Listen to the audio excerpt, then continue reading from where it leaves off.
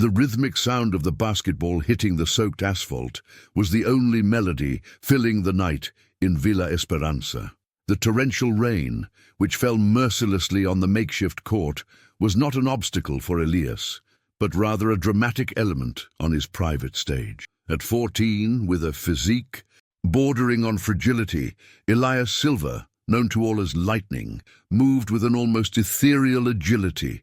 His dribbles were a mesmerizing dance, his shots a series of repeated miracles. The rusty hoop, barely standing, was his temple, and the ball, his prayer.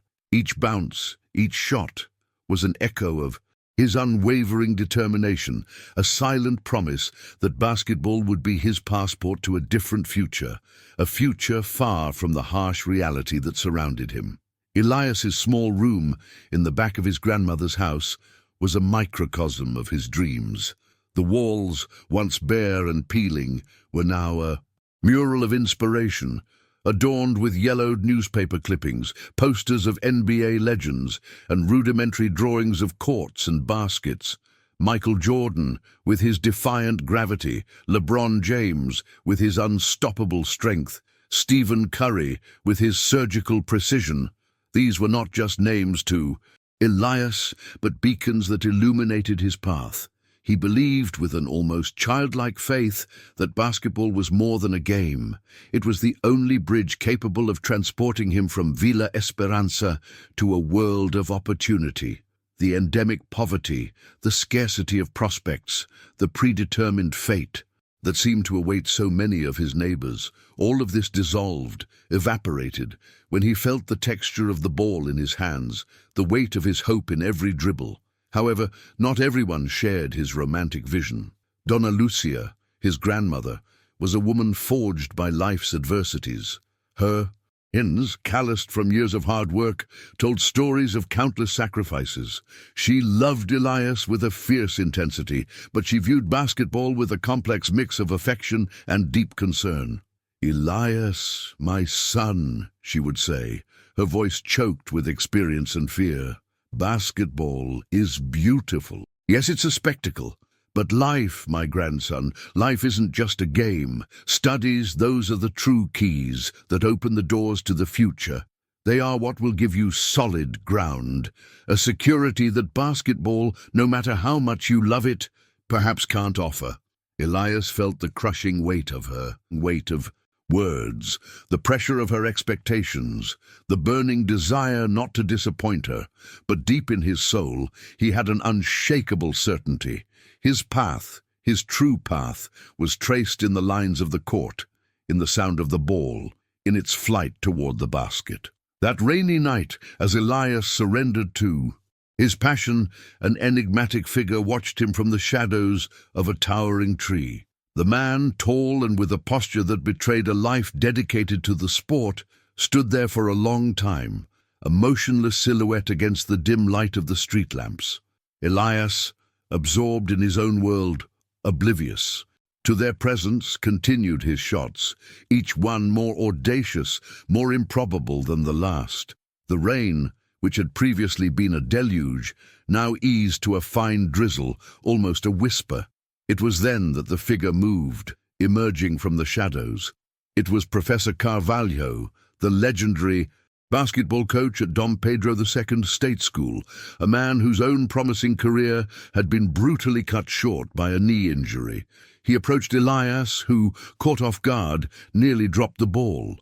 "Kid," Professor Carvalho said, his voice husky but filled with gentle authority, "you possess raw talent, a passion rarely seen. I've never witnessed such dedication, not even in this storm. My name is Carvalho. I'm the coach of the Dom Pedro II State School basketball team. Would you be interested in an opportunity to train with us?" Elias couldn't believe what he was hearing. It was as if the professor's words had the power to materialize his deepest dreams. His eyes, previously focused on the basket, now shone with renewed intensity. "Yes, Professor, more than anything. It's what I want most in life," Elias replied, his voice choked with emotion. "However, there are conditions." Carvalho continued, his gaze serious and penetrating. Excellent grades in school, unquestionable discipline, and absolute dedication. Basketball, Elias, is a team sport, and life is much more than just the court. Are you truly willing to accept these terms? Elias nodded vigorously, without the slightest hesitation. It was the opportunity he'd longed for, the chance to prove to himself, and more importantly to his grandmother, that basketball was indeed his destiny, his calling. At the first practice, the difference was palpable. The school's well-maintained and spacious court contrasted sharply with the Villa Esperanza's improvised court. The more experienced and physically developed players stood like giants next to Elias. It was there that he encountered Rivaldo, the team captain, an imposing player nicknamed the Wall for his impenetrable defense. Rivaldo, who came from a more affluent family, was quick to demonstrate his arrogance. "Look who the professor brought! Another street kid thinking he's going to be a star," Rivaldo mocked, shoving Elias during a warm-up exercise. Elias felt a wave of anger rise, his blood boiling in his veins. But Professor Carvalho's words about discipline echoed in his mind. He took a deep breath, controlling his impetus. However, during the practice match, Elias's innate talent spoke louder. His speed and agility were unmatched, and he managed to dribble past Rivaldo with an ease that bordered on humiliating.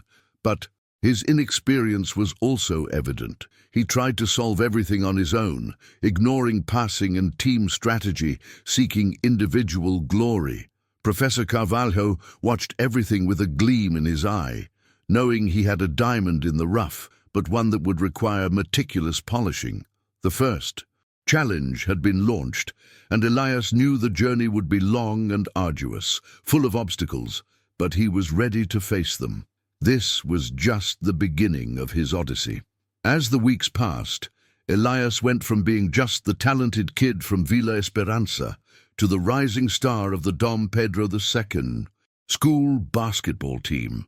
His dazzling dribbling skills that seemed to defy the laws of physics, his precise shots that found the rim with almost hypnotic regularity, and his unparalleled speed, which made him seem like a shadow on the court, made him the most talked-about player in the interscholastic league. The nickname Lightning, once an affectionate joke among street friends, was now official recognition of his talent, echoing in the stands and in the conversations of opposing coaches. However, this meteoric rise did not come without a price. The intense training routine, which began before sunrise and ended long after sunset, combined with Professor Carvalho's non-negotiable requirement that he maintain excellent grades, consumed every minute of his day. Early mornings were spent reading, evenings on the court, and weekends, once synonymous with leisure, were now filled with games, travel, and tactical preparations.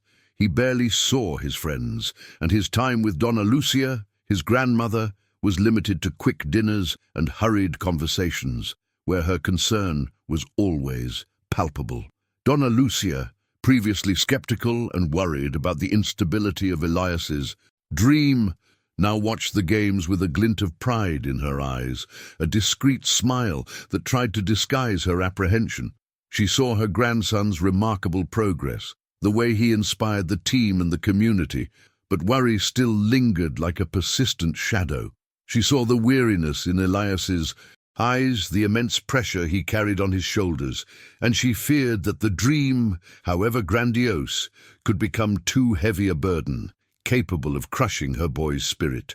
The nights when Elias came home exhausted, but with a glint of satisfaction in his eyes, were a mixture of joy and anguish. For her, Villa Esperanza, in turn, vibrated with each victory. Elias was the local hero, the embodiment of hope, the boy who was showing everyone that it was possible to dream big and fight for it.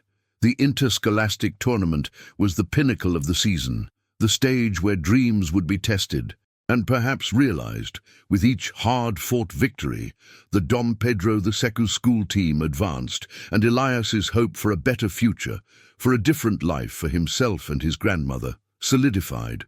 The rivalry with Rivaldo, the Wall, reached its peak.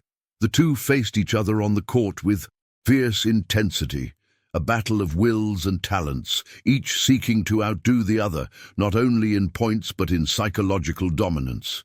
Rivaldo, despite his arrogance and often intimidating demeanor, was undeniably an exceptional player, a worthy opponent. The competition between them, though fierce, raised both their standards, forcing them to strive for excellence.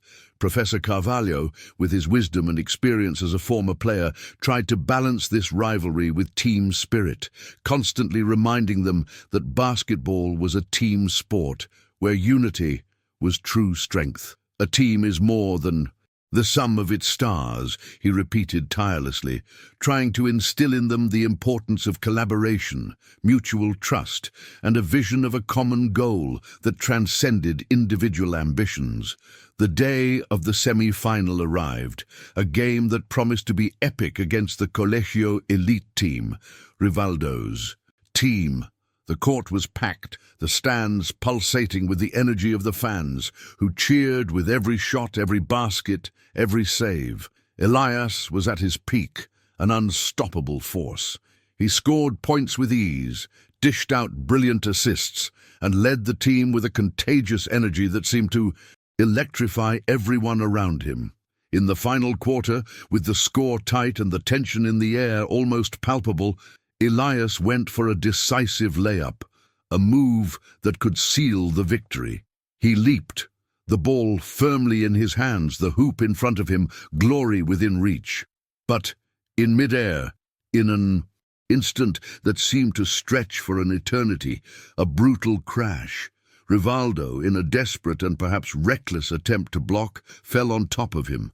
Elias felt a sharp, searing pain in his knee, a dry crack that echoed not only in the gym, but in his very soul.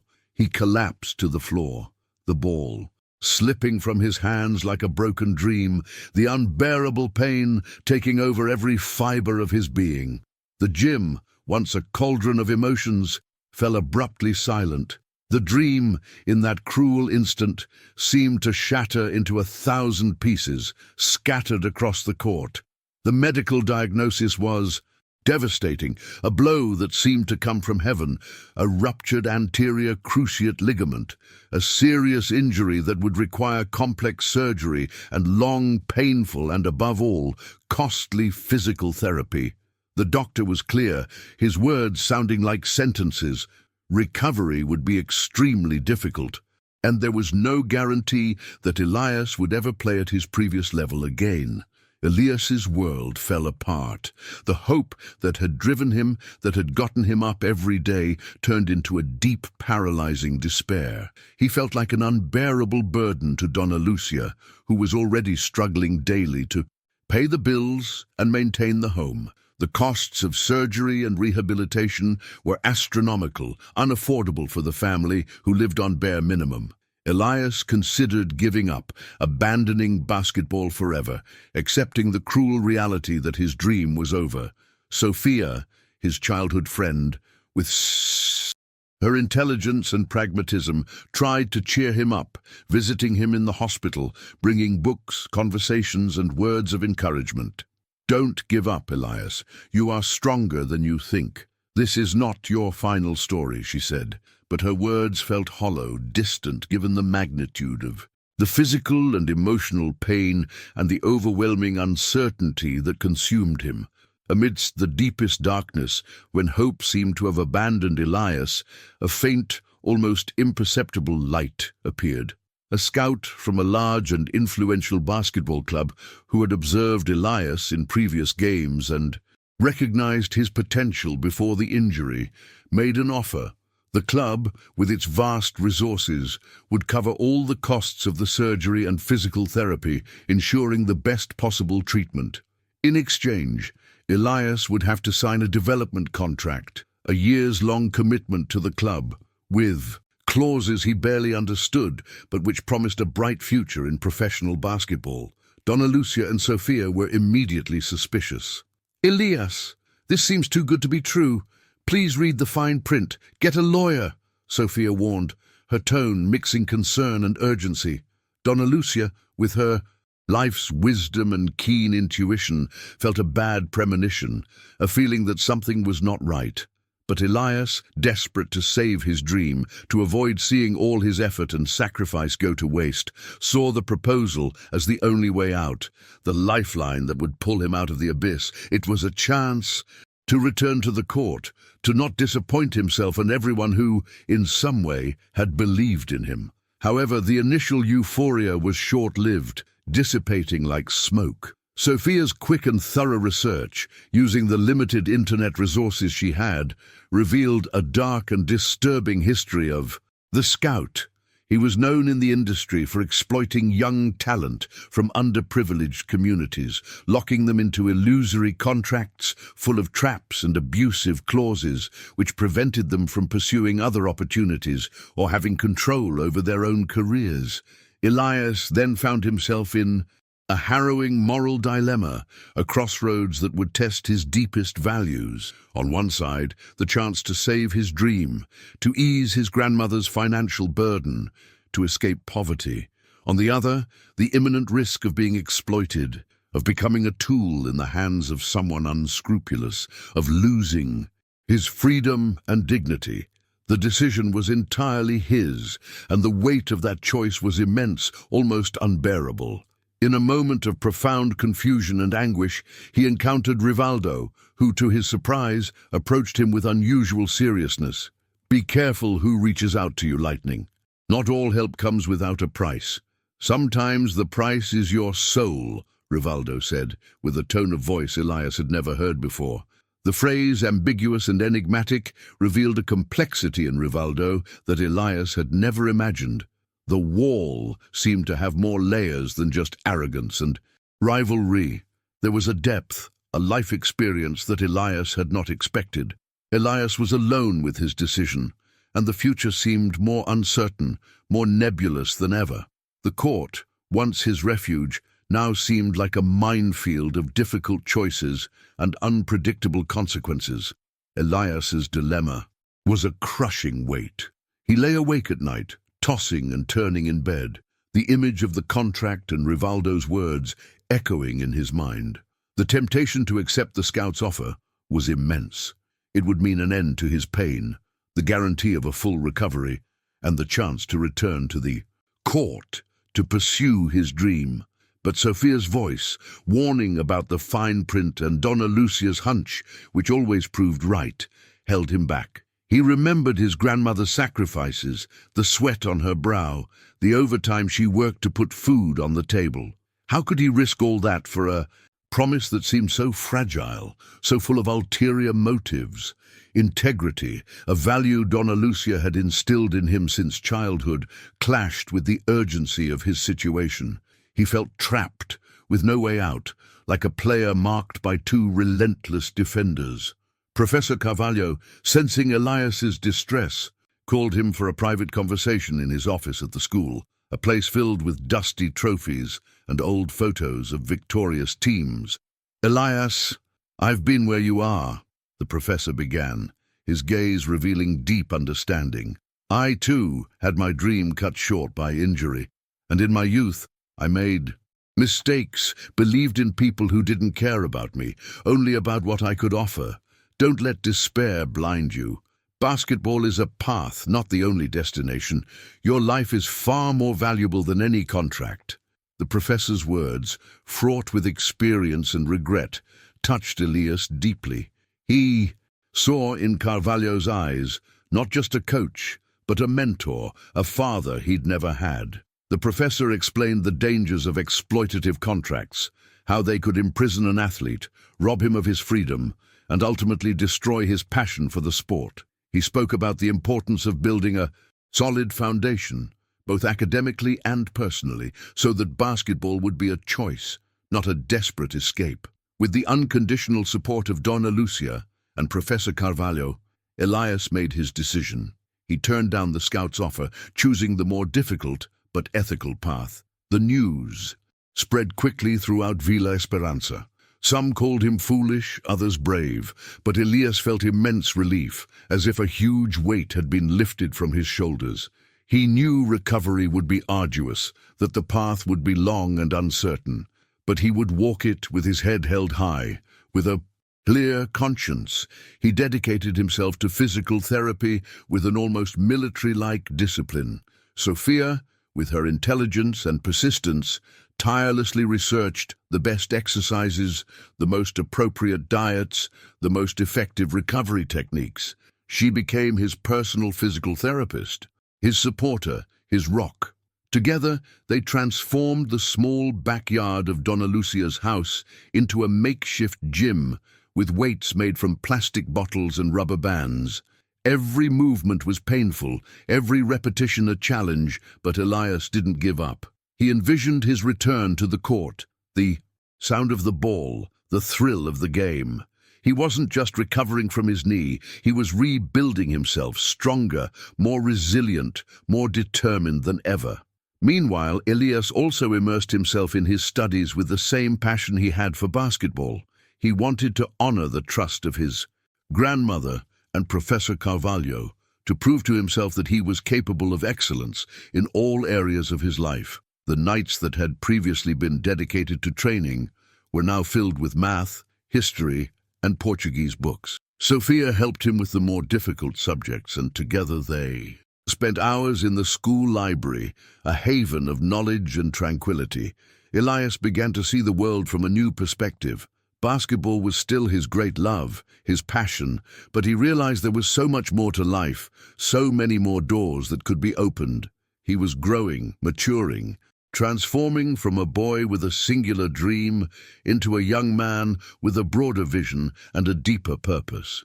The injury, which seemed to be the end of everything, was paradoxically proving to be the catalyst for a new beginning, for a more complete and conscious version of Elias. He was learning that true victory lay not just in scoring baskets, but in overcoming obstacles, in making difficult choices, in growing as a person.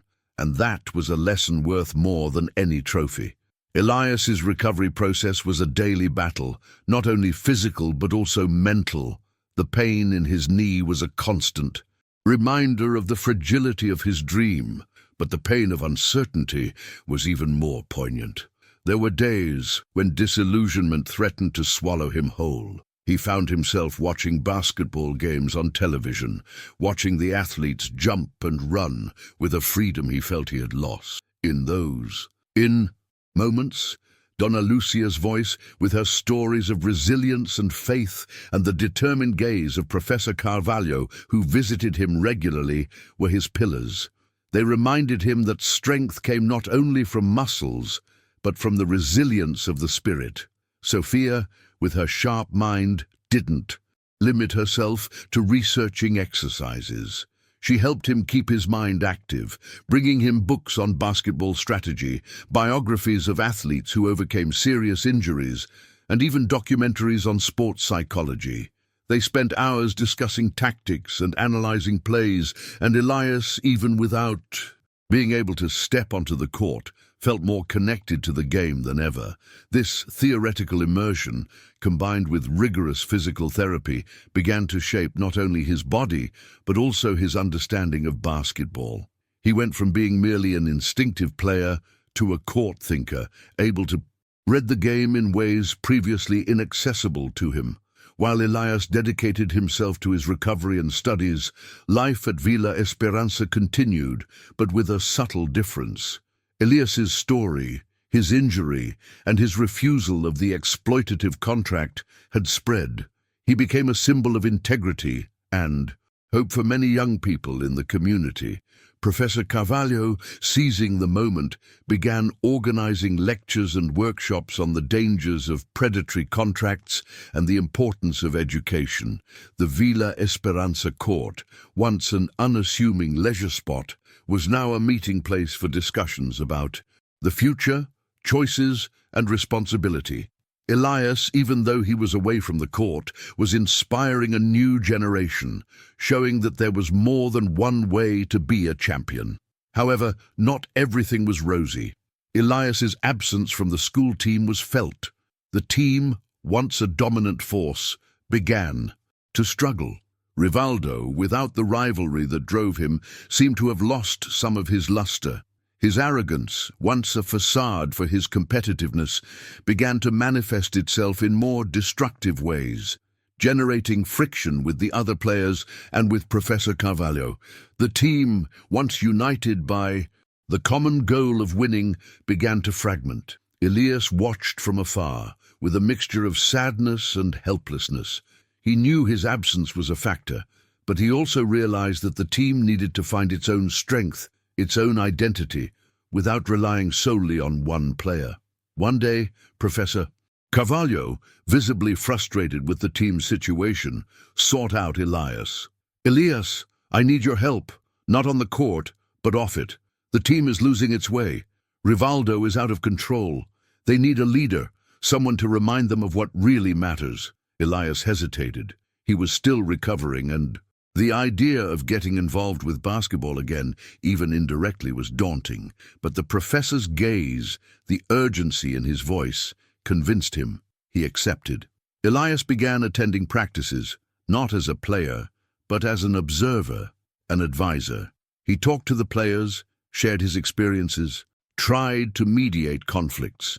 His presence, his calm, and his newfound wisdom began to have a positive effect. Rivaldo, though reluctant at first, began to listen to Elias. Rivaldo's complexity, which Elias had glimpsed the night of his injury, began to reveal itself more clearly. He realized that Rivaldo's arrogance was, in part, a defense, a way of dealing with his own pressures and insecurities. Elias and Rivaldo, once bitter rivals, began to develop a strange form of mutual respect, a tacit understanding that transcended the court. This new dynamic brought a new perspective to Elias. He realized that his love for basketball wasn't limited to just playing. He could contribute in other ways, using his experience and knowledge to help others. The idea of becoming a coach, a mentor, began to germinate in his mind. It was a different path than he had imagined, but equally rewarding. The injury, which seemed to have stolen his dream, was actually opening new doors, revealing new possibilities. He was learning that life was full of twists and turns, unexpected paths, and that true strength lay in adapting, in finding new ways to shine, even when circumstances seemed unfavorable. Villa Esperanza, which had previously seemed like a dead end, now revealed itself to be fertile ground for growth, for discovering new purpose. Elias was becoming a man, not just a basketball player, and this transformation was, perhaps, the greatest victory of all. He was building a legacy, not for himself, but for his entire community, demonstrating that education, integrity, and resilience were the true keys to a promising future, regardless of adversity. Elias's story was far from over. In fact, it was just beginning to take on a richer, more complex form, with nuances he could never have anticipated. With each day, he became more aware of his role, not just as an athlete, but as an agent of change, a beacon of hope for those who, like him, dreamed of transcending their realities. The court, the ball, the basket, all of it still mattered, but now it was part of a much bigger picture, a purpose that extended far beyond the confines of a game. The impact of Elias's injury and his subsequent decision to refuse the predatory contract reverberated beyond the walls of Villa Esperanza. The local media, always seeking stories of resilience and drama, began covering the case. Elias, reluctantly, found himself transformed into a public figure, a symbol of the fight against the exploitation of young talent. Journalists sought him out, cameras followed him, and with the help of Sophia, who proved to be an excellent improvised press officer, he tried to navigate this new and unexpected landscape. Donna Lucia, initially wary of the media attention, realized that Elias's story could serve as a warning to other young people and their families. With her calm and dignified voice, she gave interviews, sharing the wisdom of her life experience and reinforcing the importance of education and integrity. This exposure brought both benefits and challenges. On the one hand, Elias's story inspired many people, and he began receiving messages of support from across the country. Small, anonymous donations began arriving, helping to cover part of his physical therapy and school supplies. On the other hand, the visibility also attracted the attention of ill-intentioned individuals. The scout Elias had rejected tried repeatedly to discredit him in the press, spreading rumors and lies. Elias, however, remained steadfast, shielded by the truth and the support of his community. Professor Carvalho, with his influence in the sports world, acted as a shield, debunking the slander and defending Elias's reputation. He knew that Elias's battle was not just for his knee, but for his dignity and a fair future for all young athletes. During this period of intense recovery and media exposure, the relationship between Elias and Rivaldo continued to evolve in surprising ways. At first, Rivaldo maintained a distance, watching Elias with a mixture of curiosity and a certain resentment. However, as Elias dedicated himself to helping the team, even off the court, and the story of his integrity became more widely known, the barrier between them began to crumble. Rivaldo, who had been Elias's main antagonist, began to see him in a new light. He realized that Elias's strength came not only from his physical talent, but from his unwavering character. During a particularly difficult practice, when the team was unmotivated and Professor Carvalho seemed exhausted, it was Elias who took the initiative. He gathered the players together, not to lecture them, but to share his own journey, his doubts, his fears, and, above all, his unwavering faith in basketball and the team. Rivaldo, sitting in a corner, listened attentively, and for the first time Elias saw a glimmer of respect in his former rival's eyes. This rapprochement culminated in a defining moment. Rivaldo, who had always prided himself on his independence and ability to solve his own problems, sought out Elias privately. He confessed that he had also been approached by scouts with similar proposals in the past, and that the ambiguous statement he had made to Elias in the hospital was actually a reflection of his own bitter experience. He had signed an unfavorable contract early in his career, one that tied him to an unscrupulous agent and prevented him from exploring other opportunities. Rivaldo's arrogance, Elias realized, was armor, a way of hiding his own vulnerabilities and regrets. Rivaldo's confession was a turning point. Elias, who had previously seen him as an adversary, now saw him as a fellow traveler, someone who, despite their differences, shared his struggles and aspirations. They spent hours talking, exchanging experiences, planning strategies for the team and their own futures. The rivalry on the court gave way to an unlikely friendship, forged in adversity and mutual respect.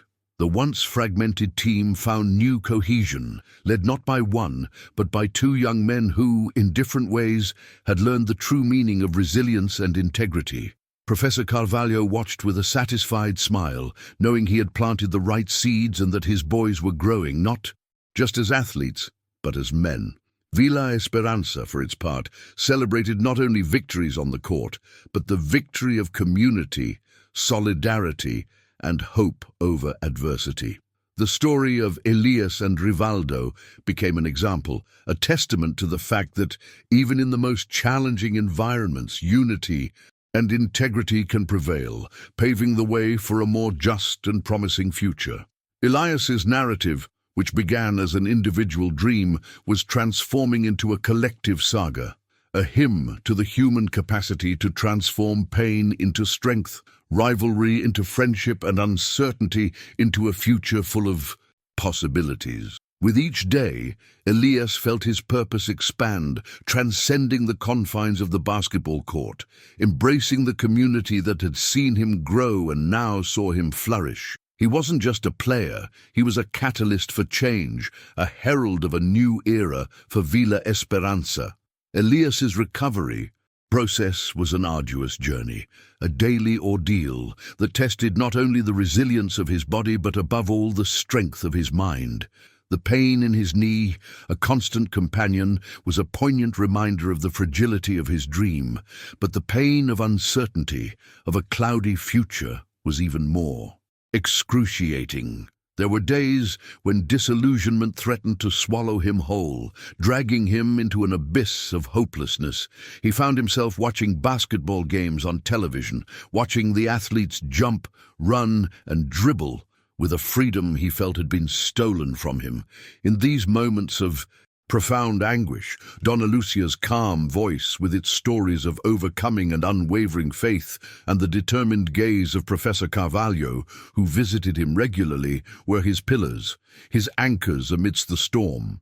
They tirelessly reminded him that true strength lay not only in muscles, but in the resilience of the spirit, in the ability to rise after each fall. Sophia, with her sharp mind and pragmatism, didn't limit herself to researching physical therapy exercises. She became a sort of librarian and personal strategist for Elias. She helped keep his mind active and engaged, bringing him books on basketball strategy, inspiring biographies of athletes who had overcome serious injuries, and even in-depth documentaries on sports psychology. They spent hours discussing tactics, analyzing complex plays, and unraveling the secrets behind great teams. Elias, even without being able to step onto the court to play, felt more connected to the game than ever.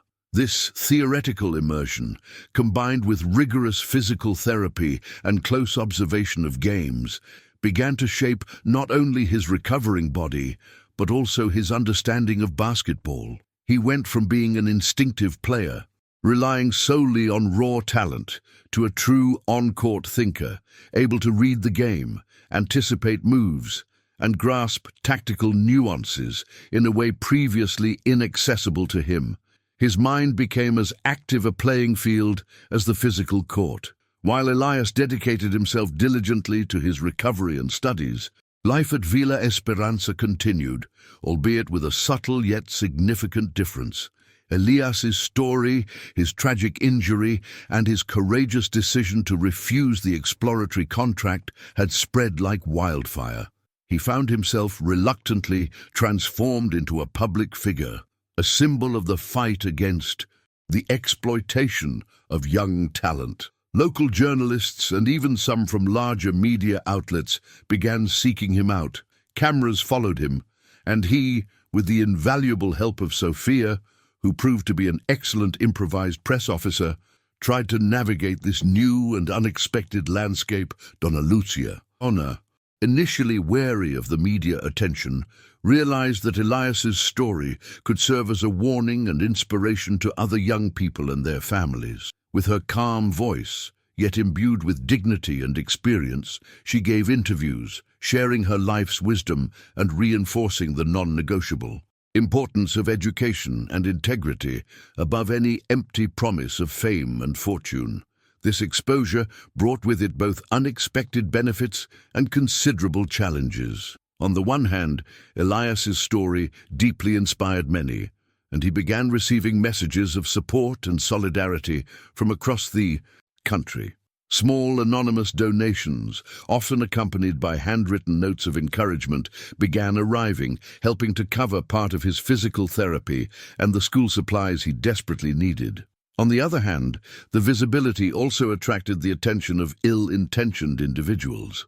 The scout Elias had rejected, feeling humiliated and with his business threatened, tried repeatedly to discredit him in the press, spreading malicious rumors and outright lies about his conduct and character.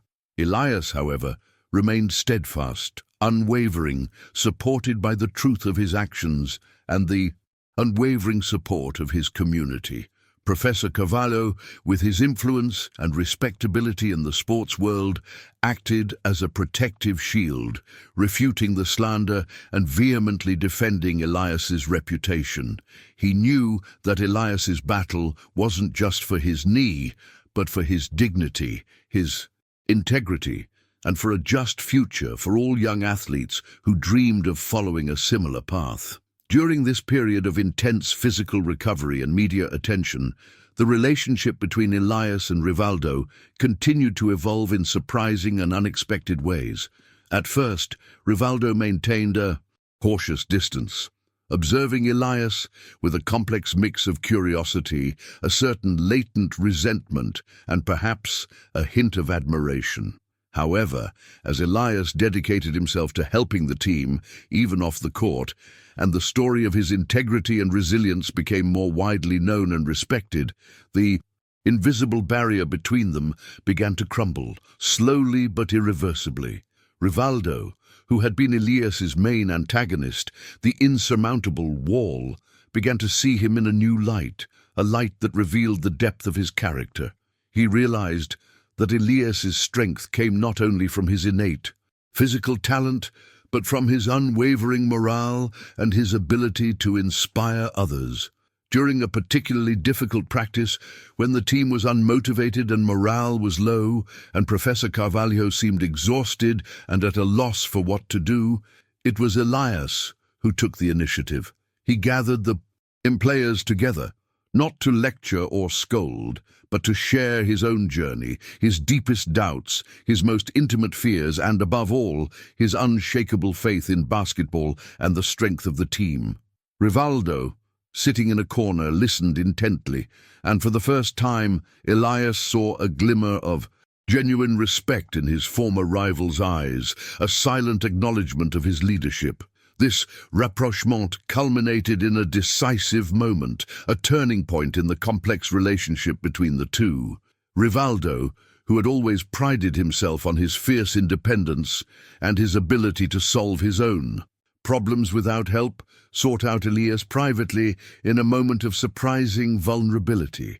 He confessed, his voice choked with emotion and regret, that he had also been approached by scouts with similar offers in the past, and that the ambiguous phrase he had said to Elias in the hospital, "Be careful who reaches out to you, Lightning. Not all help comes without a price," was in fact a direct reflection of his own bitter experience. He had signed an unfavorable contract early in his career, one that tied him to an unscrupulous agent and prevented him from exploring other, more equitable and promising opportunities. Rivaldo's arrogance, Elias realized, was a carefully constructed armor, a way to hide his own vulnerabilities, his fears, and his deep regrets. Rivaldo's confession was a turning point. Elias, who had previously seen him only as an adversary, an obstacle to be overcome, now saw him as a companion on his journey, someone who, despite their differences in background and personality, shared his deepest struggles and aspirations. They spent hours talking, exchanging experiences, planning strategies for the team and their own futures. The rivalry on the court, once so intense, gave way to an unlikely friendship, forged through adversity and mutual respect. The team, once fragmented and unmotivated, found new cohesion, led not by one, but by two young men who, in different ways, had learned the true meaning of resilience, integrity, and teamwork. Professor Carvalho watched with a satisfied smile, knowing he had planted the right seeds and that his boys were growing, not just as athletes, but as men of integrity and conscience. Villa Esperanza, in turn, celebrated not only victories on the court, but the victory of community, solidarity, and hope over adversity. The story of Elias and Rivaldo became an example, a testament to the fact that, even in the most challenging environments, unity and integrity can prevail, paving the way for a more just and promising future. Elias's narrative, which began as an individual dream, was transforming into a collective saga, a hymn to the human capacity to transform pain into strength, rivalry into friendship, and uncertainty into a future full of possibilities. With each day, Elias felt his purpose expand, transcending the limits of the basketball court, embracing the community that had seen him grow, and that now saw him flourish. He was not just a player, he was a catalyst for change, a herald of a new era for Villa Esperanza, a living example that education, integrity, and resilience were the true keys to a promising future, regardless of adversity. Elias's story was far from over. In fact, it was just beginning to take on a richer, more complex form, with nuances he could never have anticipated. With each passing day, he became more aware of his role, not just as an athlete, but as an agent of change, a beacon of hope for those who, like him, dreamed of transcending their realities. He was building a legacy, not just for himself, but for his entire community, showing that true victory lay in inspiring, in uniting, in transforming. And this was a victory worth more than any trophy, more than any million-dollar contract. It was the victory of the soul, of the spirit of humanity in its purest essence. The night Elias had to make the decision about the contract was undoubtedly the longest and most agonizing of his life. With a heavy heart and a mind a whirlwind of doubts and fears, he sought advice and comfort from the two pillars of his existence, Donna Lucia and Professor Carvalho. His grandmother, with her ancestral wisdom and unwavering faith, reminded him of the inestimable value of integrity, the importance of building a solid and lasting future, one not based on empty promises, but on firm foundations. Professor Carvalho, in turn, shared his own story of an interrupted career and the dangers of being swayed by proposals that at first glance seemed like a lifesaver, but which deep down could imprison and destroy. Your talent is yours, Elias. No one can take it from you, but how you use it defines who you are, the person you will become. The professor advised, his voice thick with experience and a touch of regret. With the unconditional support and wise guidance of both, Elias made his decision. He firmly and with dignity refused the scout's offer, choosing the most difficult path, but undeniably the most ethical and true for himself. News of his refusal spread quickly throughout Villa Esperanza, dividing opinions. Some called him a fool for wasting an opportunity, others hailed him as a hero for his courage and integrity. But Elias felt immense relief, as if a gigantic weight had been lifted from his shoulders, allowing him to breathe again. The following months were a true test of his resilience and willpower. Physical therapy, improvised and often painful, was a daily routine, with adapted exercises and the tireless help of Sophia, who dedicated herself to tirelessly researching the best injury recovery techniques. She became his personal physical therapist, his most fervent supporter, his rock in the midst of the storm. Together, they transformed the small backyard of Donna Lucia's house into a makeshift gym, with weights made from plastic bottles and rubber bands. Every movement was a battle against pain, every repetition a challenge to his resolve. But Elias wouldn't give up. He envisioned his return to the court, the sound of the ball, the thrill of the game, the glory of a basket. He wasn't just recovering his knee, he was rebuilding himself, stronger, more resilient, more determined than ever. At the same time, he immersed himself in his studies with the same passion he had for basketball. He wanted to honor the trust of his grandmother and Professor Carvalho, to prove to himself that he was capable of excellence in all areas of his life. The nights that were once dedicated to training were now filled with math, history, and Portuguese books. Sophia helped him with the more difficult subjects, and together they spent hours in the school library, a haven of knowledge and tranquility. Elias began to see the world from a new perspective. Basketball was still his great love, his passion, but he realized there was so much more to life, so many more doors that could be opened. He was growing, maturing, transforming from a boy with a singular dream into a young man with a broader vision and a deeper purpose. The injury, which seemed to be the end of everything, was paradoxically proving to be the catalyst for a new beginning, for a more complete and conscious version of Elias. He was learning that true victory lay not just in scoring baskets, but in overcoming obstacles, in making difficult choices, in growing as a person. And this was a lesson worth more than any trophy. It was then that the turning point occurred, one of those moments that changes the course of a life. On a sunny afternoon, Professor Carvalho called Elias and Donna Lucia into his office for a serious conversation. With a discreet but satisfied smile, he revealed that he had used his old and valuable connections. In the world of American college basketball, a renowned university with a top-notch basketball program and an excellent sports rehabilitation center had offered Elias a full scholarship. The condition was clear. He had to maintain impeccable academic grades and demonstrate complete physical recovery. It was a second chance, a path Elias could never have imagined, a horizon that opened up in an unexpected and promising way. The news was received with a mixture of euphoria and disbelief. Donna Lucia wept with joy, and Elias felt a wave of gratitude and hope flood his being. It was proof that integrity and persistence truly did pay off. On the day of his departure for the United States, the airport was packed with friends and family, all there to say goodbye and wish him well. Donna Lucia, with tears in her eyes, hugged him tightly, a hug that contained all the love and pride of a lifetime. Sophia, with a proud smile and a glint of admiration in her eyes, promised to keep in constant contact, sending him emails and messages. As Elias prepared to board, a familiar figure approached, breaking through the small crowd. It was Rivaldo.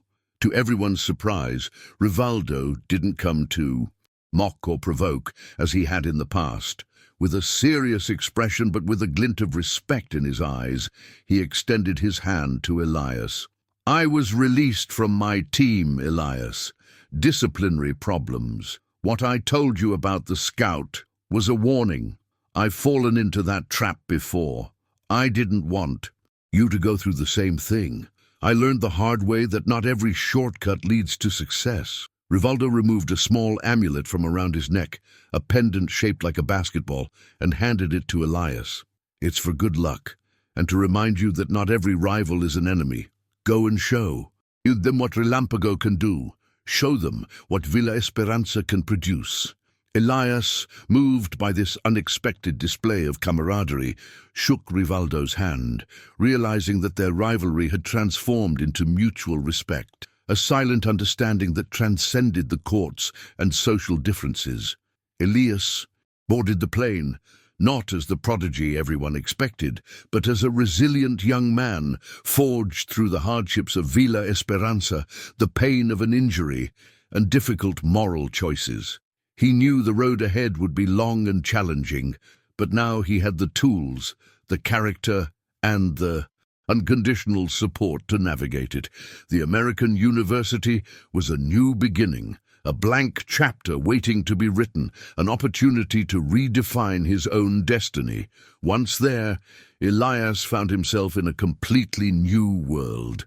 The infrastructure was state-of-the-art, the coaches renowned, and his teammates talented and ambitious. He dedicated himself zealously to his studies, excelling not only in sports-related subjects, but also in other fields such as economics and sociology, seeking to understand the complex social dynamics that shaped his own life. On the court, his recovery was gradual, but steady. He learned to listen to his body, to respect his limits, and to hone his technique with a tactical intelligence few possess. Professor Carvalho, with whom he remained in frequent contact, received enthusiastic reports about Elias's progress, both academically and athletically. The end of Elias's story was not the immediate rise to NBA stardom, as many might have expected. Instead, it was something much deeper and more meaningful. After completing his university studies with honors, Elias received offers to play in professional leagues in Europe, but he chose a different path. He returned to Brazil, to his beloved Villa Esperanza, with a college degree and extensive basketball experience. With the support of Professor Carvalho and Sophia, who became a lawyer specializing in athletes' rights, Elias founded a non-profit organization. The goal, to identify and develop young talent from underserved communities, offering them not only high-quality sports training, but also scholarships, academic and legal guidance, and above all, education on the dangers of predatory contracts. He wanted to ensure that no other lightning would have their dream exploited or their future uncompromised. Rivaldo, surprisingly, became a key contributor to the organization, using his own experience to educate young people and help them make more informed choices. Elias, the boy who dreamed of being a professional basketball player, became a community leader, a mentor, and an agent of change. He still played basketball, of course, in amateur leagues and charity games, with the same passion as always. But his greatest victory lay not in the baskets he scored, but in the lives he transformed, the dreams he helped protect and fulfill. The final scene shows him on a newly renovated court in Villa Esperanza, surrounded by dozens of children and teenagers, teaching them not only the fundamentals of basketball, but also the values of integrity, education, and resilience. He shoots the ball, the sound of its bounce echoing through the community that saw him born and raised. A smile of hope illuminates his face, a smile that reflects the certainty that the journey is more important than the immediate final destination, and the true legacy is built by inspiring and empowering others. The camera pulls back, revealing the vibrant court, full of life and promising futures. A living testament to the unexpected and transformative flight of the Villa Esperanza Lightning.